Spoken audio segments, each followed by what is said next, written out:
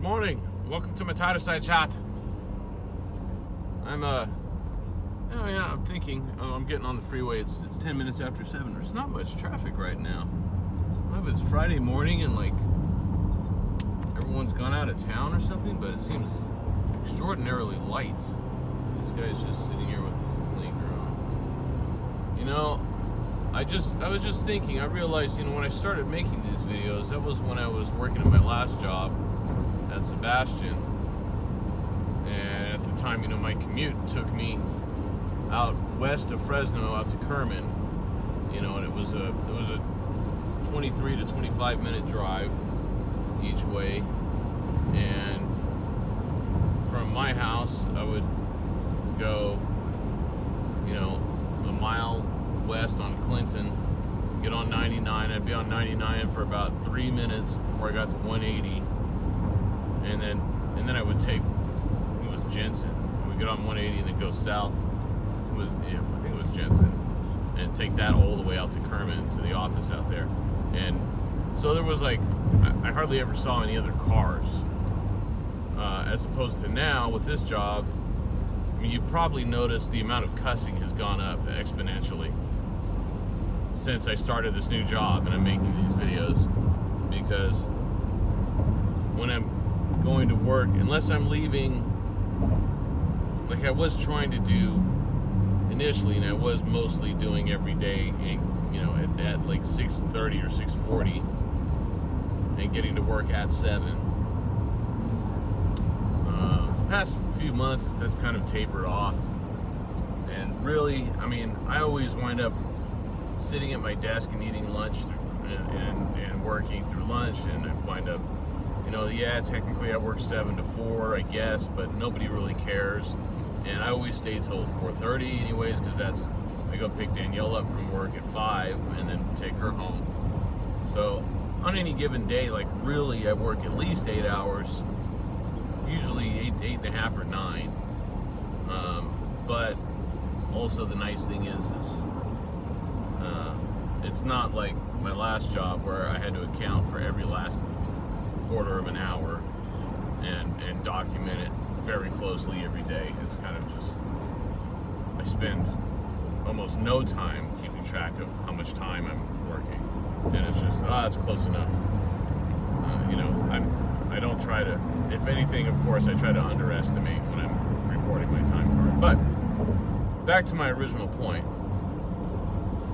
So if I'm leaving at 7 a.m. and now I've got to get on, I got to go up to Shields and get on 41 South, and then to the 180, 168 interchange, and up 168. So now I'm having to deal with a lot more other drivers. So you hear I'm on 168 in the fast lane. Someone's in the fast lane here doing 65, when most everyone anymore on these freeways, if you're not doing 80 in the fast lane, you're driving people nuts. Here we go, now they're speeding up a little bit. Yes, I know officially the speed limit is 65, but it's not enforced. Nobody enforces. There haven't been traffic cops. I haven't seen traffic cops around. I've seen a few this year recently, just in the past 6 months. Like Fresno PD, I've seen a few traffic cops on bikes. Just a handful here and there, but compared to pre-COVID, I don't know what the deal is, but as much as nobody likes getting speeding tickets, and really, let's all admit it, everybody speeds at least a little bit, but there's a reasonable amount of speeding that even most traffic cops, at least in California, will allow. Okay, if you're on a 40, realistically, if you're doing 45 and you're with the flow of traffic, most traffic cops aren't going to care. Or if you're driving up 168 and there's a CHP there, and you're doing, speed limit is 65 and you're doing 70 or maybe even 75, they don't care. They're looking for the people who are, the assholes who are flying up the freeway doing 90 or 95 and weaving in and out of traffic dangerously. They get, not with the flow of traffic. So my point again is just, yeah, before, when I started making these videos initially, I wasn't around all these other cars. Now I'm dealing with all these other cars. So you're seeing my true self, my true inner driver come out. And it's very distracting because I'm trying to make these videos and I'm trying to stay on point. And then somebody cuts me off, or I'm trying to get on the freeway and the person in front of me is trying to merge onto the freeway doing 35 miles an hour. And I'm screaming and cussing at them, and then I can't focus on what it was I was trying to talk about. So I apologize. Until I can afford a flying car, this is just going to be part of my videos, I guess. Alright, well, now that I'm 60% of my way to the office, I bought donuts for the office this morning. I stopped. It's Friday. I haven't done that in a while. I thought that'd be nice.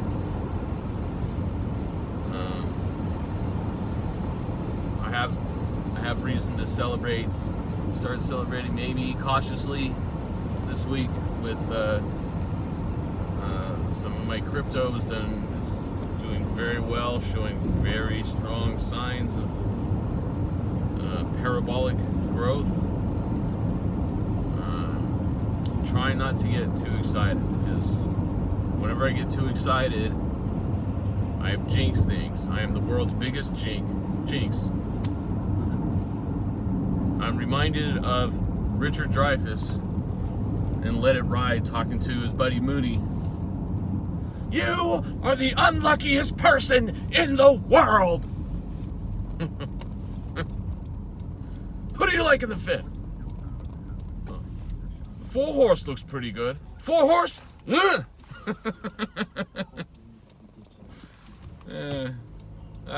gotta go back and watch that movie again. Man, that's one of the best movies ever. I'm sorry. Totally little known and underappreciated gem from the 1980s. What was that, 1988? Let It Ride.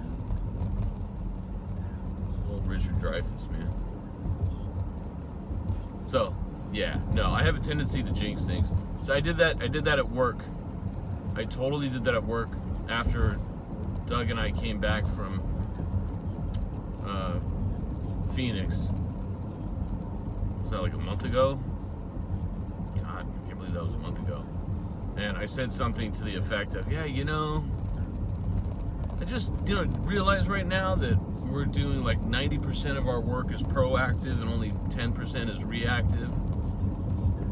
And I don't know, it was almost like I was complaining about it, or I don't know, but that's how Doug took it initially, and I was like, well, I'm not really complaining, I'm just stating that I've noticed that. And he's like, well, that's not a bad thing. I'm like, no, it's not a bad thing. I'm not sure what I was thinking, but in saying that, here we are a month later, and I'm back to like 90% of what I'm working on is reactive. That's totally flipped. It was like the week after that we had our security incident. It was pretty minor, but so it was a healthy security incident. It was actually, in hindsight, it was a pain, and I worked like 2 55-hour weeks in a row, but I got my radio on here. But it kind of forced us to buckle down and it justified to the company us spending money and time and resources, putting them into beefing up our security footprint, which we've done considerably, and we still have a lot more to do, but it's hard to work on that stuff when we've been. And then I don't know, just lately, whether it's related or not, but we've had a lot of just one-off day-to-day things of people coming by my desk and, hey, we need this new software, or such and such thing is broken, and it's like, oh, I've never had to deal with this before. I gotta like sit down and figure this out. And well, each one of these issues is gonna take 2 hours of my time away from doing other things that I need to do. But so it's been a lot of that lately, but all in all, it's fine. I still really like my job, and I like the people I work with, and they treat me very well. And yeah, I don't mind. It's a good environment, but I'm here now. I'm gonna go inside and get to it. What am I working on today? What's this guy doing? Parking horribly. All right. What am I working on today? Oh, we've got more computers to deploy. I've got, I think one of the guys from our MSP who supports us, I've got them coming out, and I'm having them image and swap video cards out and build some computers for us to ship to our Henderson office in preparation for our visit next week. Doug and I, and then Daniel's going to go with us too. On Thursday, we're going to fly out to Vegas, and we'll be there through the following Monday. But we're expanding that office, so Doug and I, we've got quite a bit to do actually. The more we think about it, I've got to start shipping stuff out there like today. So we've got 6 computers we're imaging, shipping out, and then I've got some conference room equipment. I'm going to upgrade the conference room if I get time there. I would like to get that done.